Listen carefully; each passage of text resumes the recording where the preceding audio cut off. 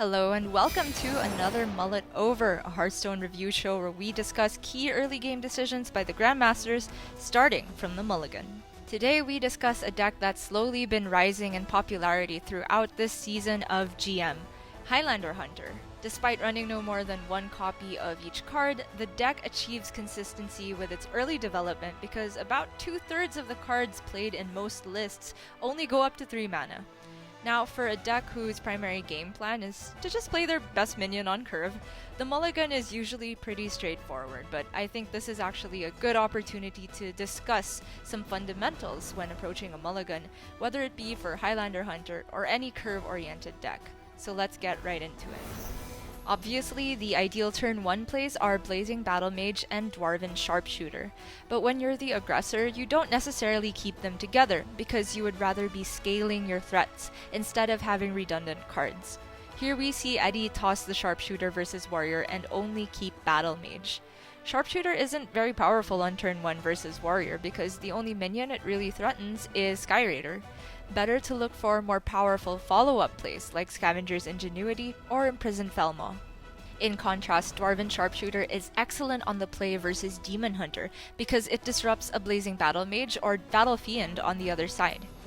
Another great card versus Demon Hunter is Desert Spear, which helps check those same threats while also not overcommitting damage into Fellwing tokens from Umberwing.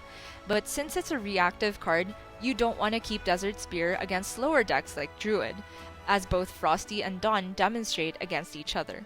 In Zim's game versus RDU, he keeps what's close to an ideal opener for the Demon Hunter matchup. It covers all his bases. If RDU doesn't play a minion, Zim has Dwarven Sharpshooter and Injured Tol'vir as proactive plays. If RDU gets his own curve, Zim then has the Desert Spear to respond. And most importantly, Zim has Zephyrus, which is always an X factor because it can function as removal, development, or utility. With certain hands, Zephyrus is also commonly used for ramp.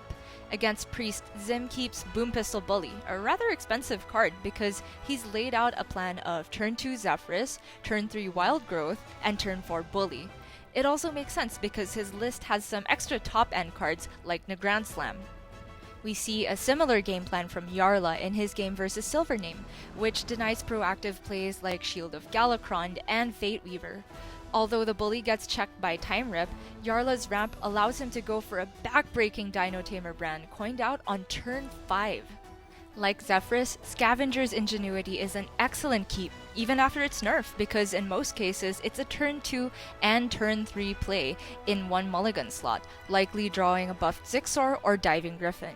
With the Ingenuity already in hand, Frosty in his matchup versus Dawn's Warrior can more comfortably keep a greedier card like Dino Tamer Bran.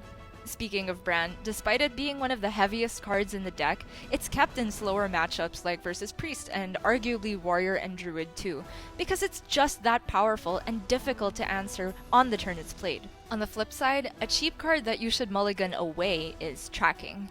It's a rookie mistake to keep it just because it's a way to spend your mana on turn 1.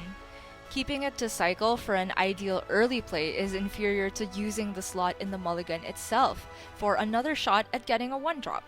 In combo decks, you would keep card draw because you have nothing better to develop in early turns, but with Highlander Hunter, you have minions you would much rather play than a spell that doesn't develop anything on board.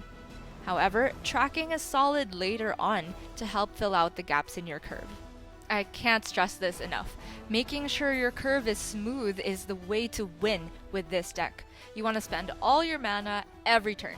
On the play, what's ideal is as simple as 1, 2, 3, like what Rivius had versus Flurry. On the coin, it's not so cut and dry. A good example is Tyler's Mulligan versus Tom 60229's Warrior. Tyler tosses Fairy Dragon despite it being the cheapest card among his options. That's because he's already got a solid curve available. Turn 2, coin out a 3-drop, turn 3, play the other 3-drop, and turn 4, play the Mana Saber. What he lacks with his hand is a play on turn 1, not turn 2, so he tosses the Fairy Dragon. With all that said, I want to highlight some of my favorite Hunter plays from last weekend. The first one is pretty simple. Against Druid going into 8 mana, Surrender decides to play a Tempo Rotnest Drake, no Battlecry value, instead of going for one of his buffed 3-cost beasts from Scavenger's Ingenuity. Because of its awesome battle cry, it's easy to forget Rotnest is just a very threatening minion in its own right, and difficult for Druid to remove at 5 health. Had Surrender gotten Diving Griffin from the Ingenuity, it would have been vulnerable to a Bog Beam. In short, Surrender played his biggest guy on curve, and it won him the game, and there's something just so Hunter about that I love.